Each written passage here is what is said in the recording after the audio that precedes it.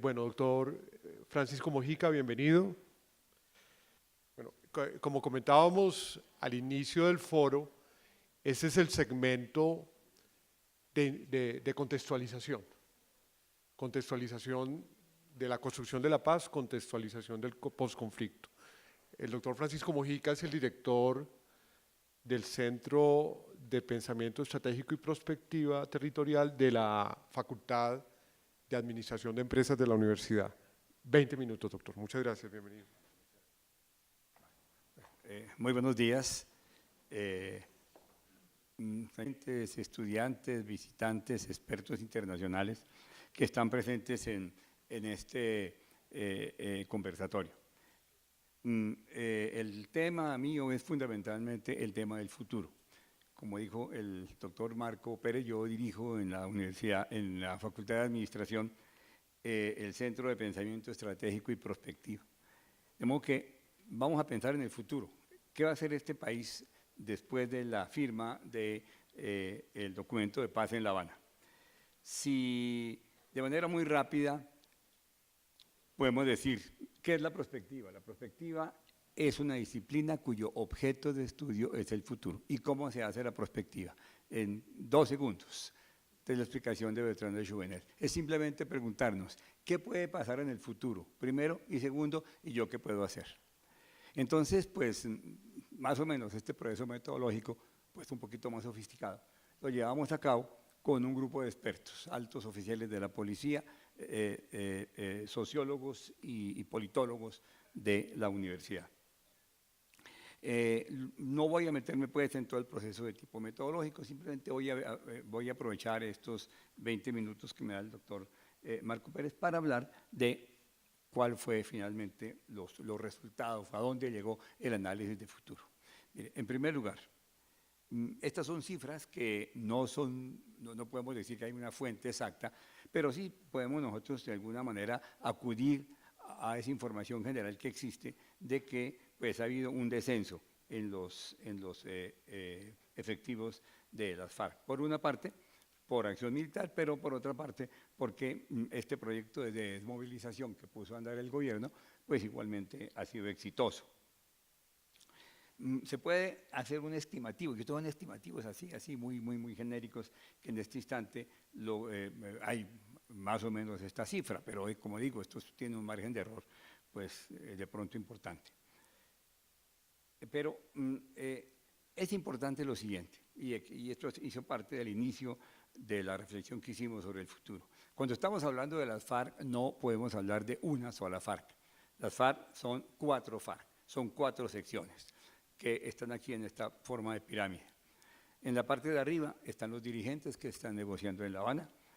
Hay un grupito que por ahí comienzan ya pues, a tener alguna figuración que podemos llamar, los llamamos los administradores de la violencia, porque es un grupo que no está de acuerdo con lo que se está firmando en La Habana, pero que no es significativo, y esto ha pasado en todos los procesos de paz anteriores. Y en el renglón siguiente están los que manejan 4 negocios, 4 grandes negocios, que son el narcotráfico, el secuestro, la extorsión y la minería ilegal. Y en la base está la base de la pirámide, los guerrilleros, digamos, rasos, que están aquí en la base de la pirámide. ¿Qué puede pasar con ellos? Voy a detenerme un instante hablando de un poquito de la evolución, lo que podemos imaginar, lo que nosotros podemos prever que sea la evolución de estas situaciones. Mire, comencemos por acá, comencemos por el centro de la pirámide, que es muy importante, que es todo esto de los 4 grandes negocios. Estos 4 grandes negocios, el análisis de probabilidad que hicimos es que van a continuar. El narcotráfico, secuestro, extorsión y minería ilegal. ¿Por qué? Primero, ¿qué va a pasar con ellos? Pues van a continuar, pero ya no bajo la etiqueta de FARC, sino bajo una nueva etiqueta que Mauricio Vargas llama Neo-Bacrim, para poner un nombre genérico. ¿Y esto por qué? En primer lugar, y la causa, la razón es que, o la variable que va a afectar, este es un fenómeno donde hay mucho dinero. En primer lugar, este es el estimativo que se tiene de hectáreas firmadas de coca, pero lo más interesante es que un altísimo porcentaje de las hectáreas sembradas de coca dependen o están supervisadas por las FARC. Esto hace que las exportaciones, ya tengan un estimativo, de cocaína al exterior sean de más o menos 5.000 millones de dólares, es decir, 5 billions. El billion, como ustedes saben, son 1.000 millones de dólares, de los cuales pues el 70-71% están en manos de las FARC y el 29% de otros carteles que todavía subsisten. Lo interesante, lo importante de esto y la razón por la cual estos fenómenos van a continuar está aquí. En primer lugar, el periódico o la revista más bien The Economist hizo un análisis muy importante el dinero de las FARC y encontró que tienen unos ahorros que equivalen a 10.5 billions, es decir, 10.500 millones de dólares. Pero si nosotros tomamos los 3.500, que sería la cifra de negocios, lo que se podría llamar en la empresa legítima la cifra de negocios, los 3.500 millones, pues nos sitúan más o menos, situarían a las FARC en el segundo, tercero, cuarto, quinto grupo económico del país. Y esos 3.5 billions, pues más o menos podemos ver que son superiores al Producto Interno Bruto de los países que están aquí al lado izquierdo de la pantalla. Entonces, esta es la razón por la cual este negocio va simplemente a cambiar de etiqueta, pero es muy complicado, es decir, es muy poco probable que desaparezca, por lo menos definitivamente. Pero además, ya comienza a haber indicios de esto. Es decir, el primer argumento que tuvimos es que aquí hay mucho dinero y esto no va a desaparecer de la noche a la mañana por la firma de La Habana. Pero en segundo lugar, ya hay indicios que los carteles de las FARC comienzan ya a difuminarse y a convertirse en neovacrim.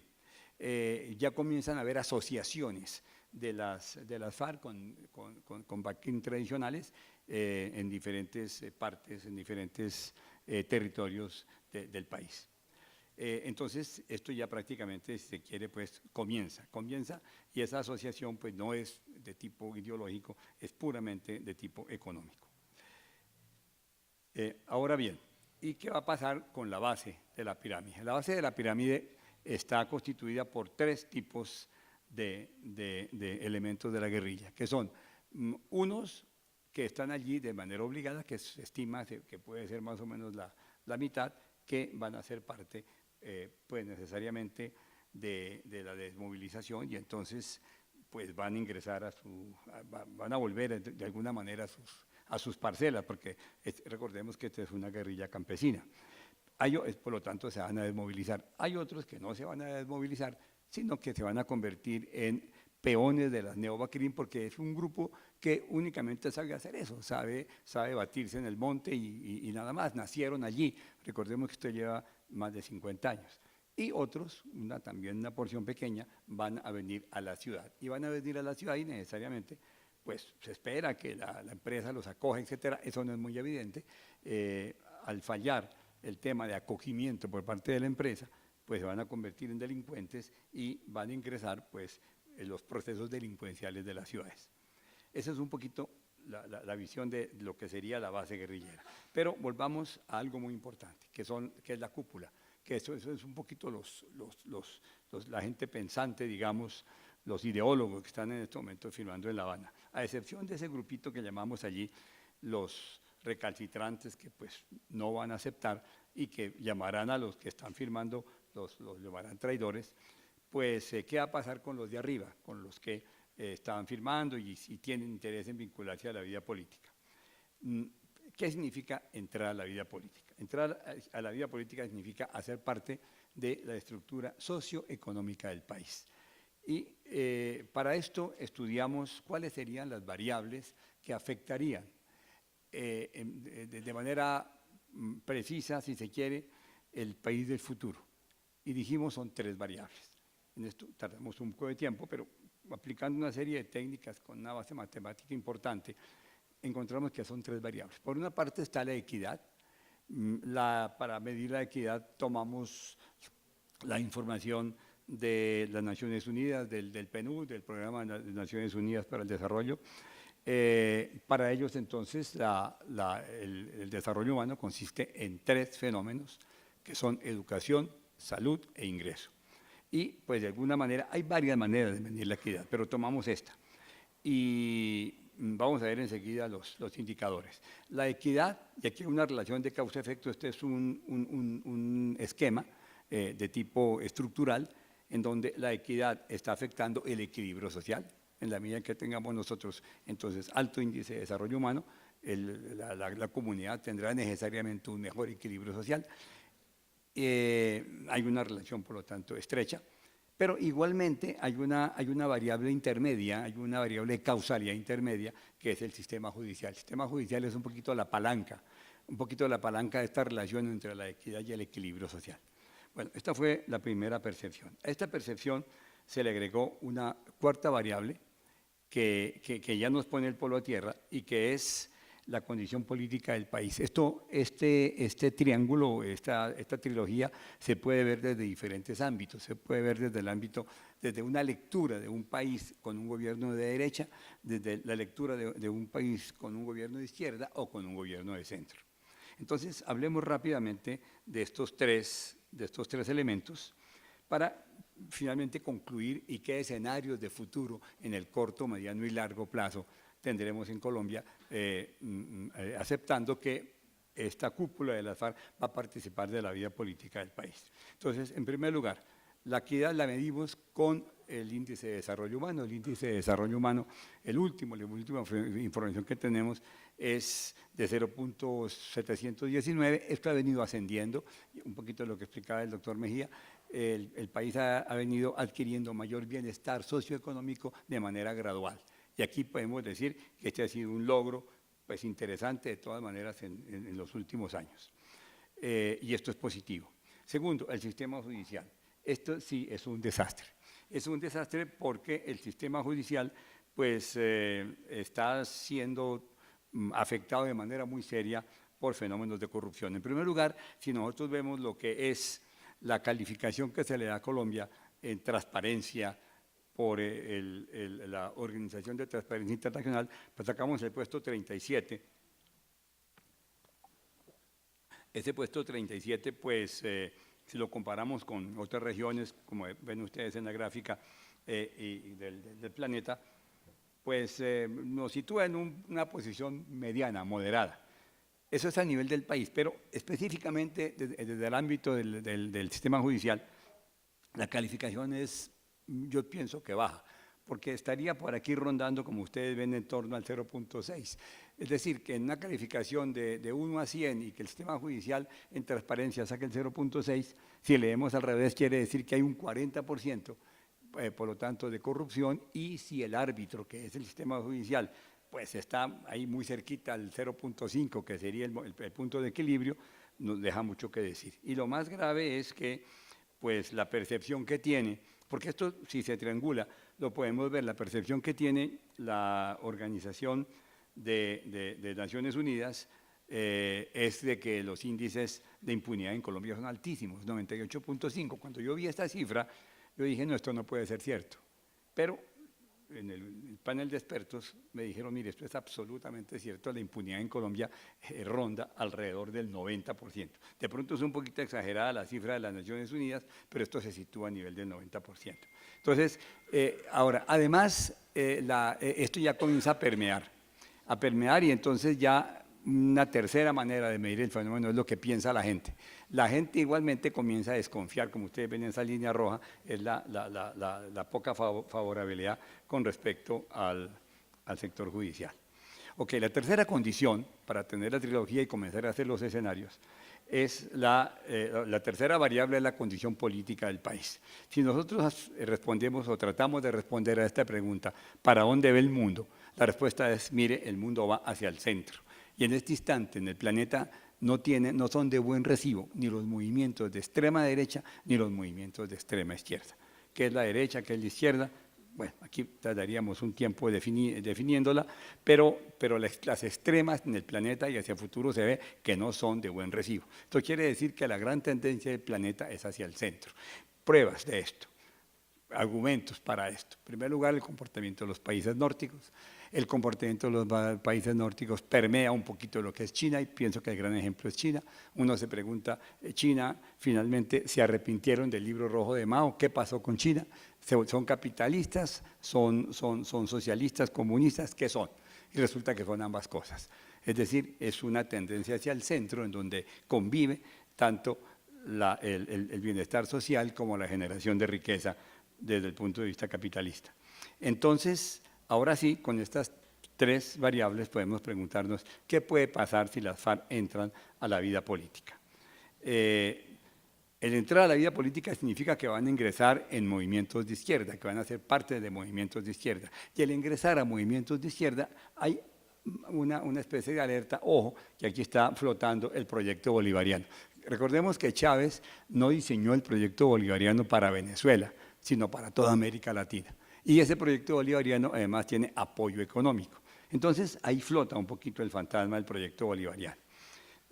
Con esta información hicimos unos escenarios de futuro, aplicando esta herramienta que se llama los sistemas de impacto cruzado, que la fórmula, de pronto hagamos caso omiso de la fórmula matemática, vamos a plantear dos hipótesis en cada una de las tres variables: equidad, justicia, ideología política. En equidad, el número 1 significa llegar a una equidad, a un índice de desarrollo humano de 0.85 en el corto plazo, es decir, 2, 3 años más o menos. 0 significa no llegar al 0.85 en un término de 2 años aproximadamente. Vamos en 0.715 y subir un puntico de esos no es muy sencillo. Justicia, 1, que tengamos por lo menos que este país llegue a índices de impunidad, por lo menos que se reduzca esto al 50% y que la impunidad sea por lo menos en la mitad de los casos, al menos. O 0, que esa impunidad pues continúe siendo pues galopante por aquí con cifras del 50% y más. Y ideología política, 1, que tengamos un gobierno de centro, centro derecha o centro izquierda, no importa, pero centro, de alguna manera, es decir, no extremos, y 0, que tenga fuerza un tipo de proyecto tipo bolivariano, las FARC dentro del esquema bolivariano, que de pronto podría ser de centro también, pero yo lo puse de todas maneras aparte. Porque pues ustedes pueden decir, no, pero también puede ser de centro, porque bueno, yo lo puse de todas maneras aparte para tomarlo como punto de referencia. Si nosotros tomamos las diferentes hipótesis, no hay sino 8 combinaciones posibles de los unos y de los ceros. Es decir, 1 significa ocurre la hipótesis 1, la hipótesis positiva, y 0 ocurre la negativa. No hay sino 8 combinaciones. Que esto sería lo que posiblemente ocurriría en el futuro. Pero vamos a desagregarlo en el corto, mediano y largo plazo y vamos a tomar los escenarios que parezcan más plausibles, los escenarios que parezcan más probables, aquellos que sean mucho más razonables, si se quiere. Eso fue lo que hicimos con el grupo de expertos. Y el resultado es el siguiente. Aquí están los diferentes escenarios, pero voy simplemente a trabajar 3 o a mostrar 3, que son los que parecen más probables. En el corto plazo, que sería al terminar el gobierno de Santos, es muy probable que lo que tengamos sea esto. Se llama centro con problemas, se llama este escenario. Que no lleguemos al 0.75 al 0.85 de desarrollo humano, por lo tanto que no se alcance la hipótesis 1, que tampoco haya una reforma de la justicia que pueda reducir la impunidad, por lo menos al 50%, pero que haya un gobierno de centro, derecha o izquierda, no importaría, pero centro. Ahora, ¿por qué? ¿Cuáles son las razones de que este escenario ocurra en el cortísimo plazo? Primero, van a ocurrir cambios favorables en el índice de desarrollo humano porque, por una parte, pues el bienestar del país socioeconómico ha venido ascendiendo en los últimos años y esto nos daría esa razón. Pero en segundo lugar, lo que se pactó en La Habana también va a afectar positivamente para que aumente este índice de desarrollo humano. Y esta es la razón. ¿Qué puede pasar en el mediano plazo?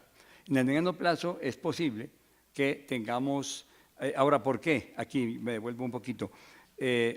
¿Por qué en el mediano plazo?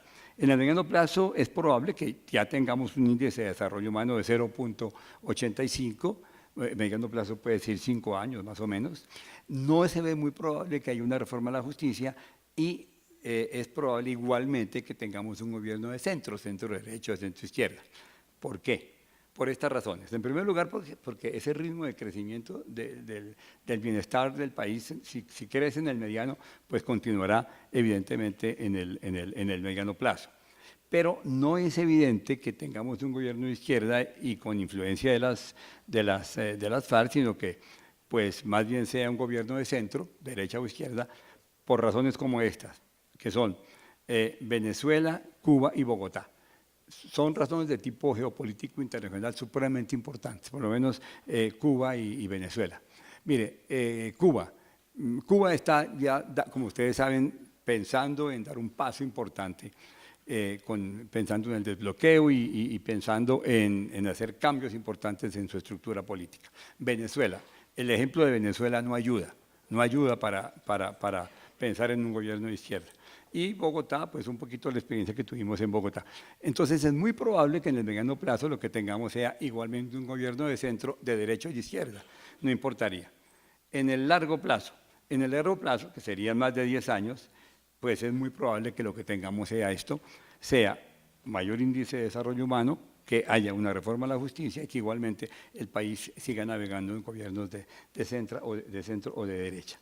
Ahora, si uno ve, simplemente para terminar, si uno ve un poquito lo que ha sido o lo que se espera con este comportamiento del escenario de futuro, ¿qué es lo que va a venir una vez que se firme el documento de La Habana? Pues lo que va a venir es un proceso de equilibrio, de una sociedad que busque el equilibrio, que comience a buscar el equilibrio en el cortísimo plazo con este escenario, pero que sigue buscando ese equilibrio y que se sigue adaptando, haciendo una resiliencia, como lo mostraba el doctor Mejía, que ha sido algo que ha sido natural en los diferentes países que han tenido procesos de esta índole.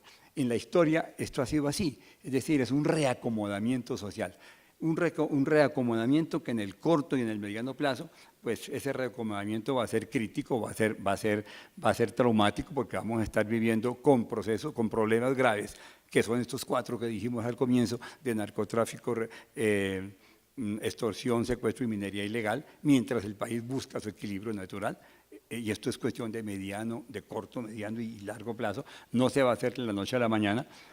Por lo tanto, pues esto es natural en cualquier sociedad. Es decir, que pensar en este instante que vamos a tener un país absolutamente en paz en los próximos años es imposible. Este es un proceso que dura años y dura generaciones. Así ha sido en la historia y eso es lo que nos espera. De tal manera que, pues sí, tenemos que ser optimistas, obviamente, pero de todas maneras, pues prepararnos para un cambio que es un cambio lento, como son lentos todos estos cambios, o como han sido lentos estos cambios en las diferentes sociedades.